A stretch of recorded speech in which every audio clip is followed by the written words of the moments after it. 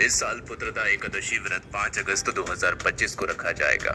इस दिन भगवान विष्णु और माता लक्ष्मी की पूजा की जाती है। साल में आने वाली सभी एकादशियों में से इस एकादशी का खास महत्व माना जाता है। ऐसा कहा जाता है कि इस व्रत को रखने से मनुष्य को वाजपेयी यज्ञ के समान पुण्य फल की प्राप्ति होती है। इस व्रत को लेकर ऐसी भी मान्यता है, जो स्त्री इस व्रत को सच्चे मन से रखती है उसे संतान प्राप्ति का वरदान प्राप्त होता है। आज हम आपको सुनाएंगे श्रावण पुत्रदा एकादशी की पावन कथा। द्वापर युग में महिष्मती नाम की एक नगरी में महिजीत नाम का राजा राज करता था, जिसका कोई पुत्र नहीं था। उसका मानना था कि जिसके संतान न हो उसके लिए ये लोक और परलोक दोनों ही दुखदायक हैं। पुत्र सुख की प्राप्ति के लिए राजा ने न जाने कितने ही उपाय किए, लेकिन उसकी ये इच्छा पूरी नहीं हुई। वृद्धावस्था आती देखकर राजा ने प्रजा के प्रतिनिधियों को बुलाया और कहा, ऐ प्रजाजनों, मेरे खजाने में किसी के साथ अन्याय करके कमाया हुआ धन नहीं है, न मैंने किसी दूसरे की धरोहर पर अपना हक जताया है। अपनी प्रजा को पुत्र के समान पालता रहा, कभी किसी से घृणा नहीं की और सज्जनों की सदा पूजा की है।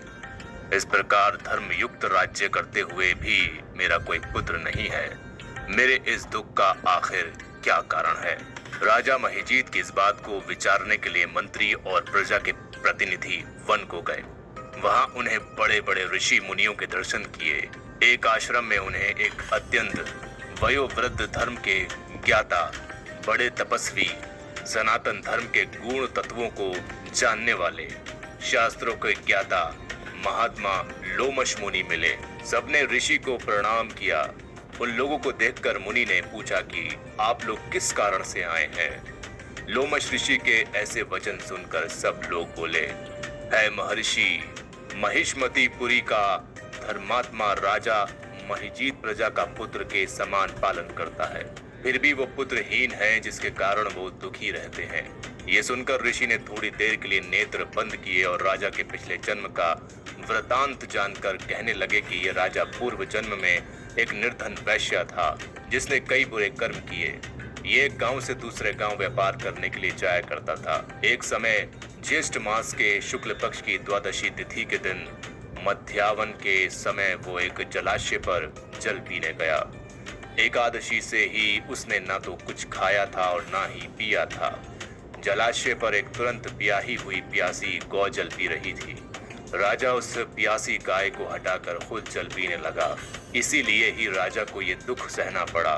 एकादशी के दिन भूखा रहने के कारण वो राजा हुआ और प्यासी गाय को जल पीते हुए हटाने के कारण ही उसे इसे जन्म में पुत्र वियोग का दुख सहना पड़ा।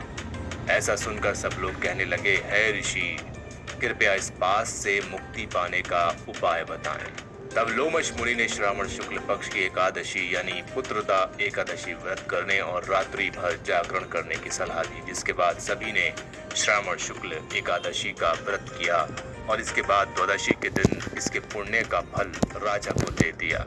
उस पुण्य के प्रभाव से राजा को तेजस्वी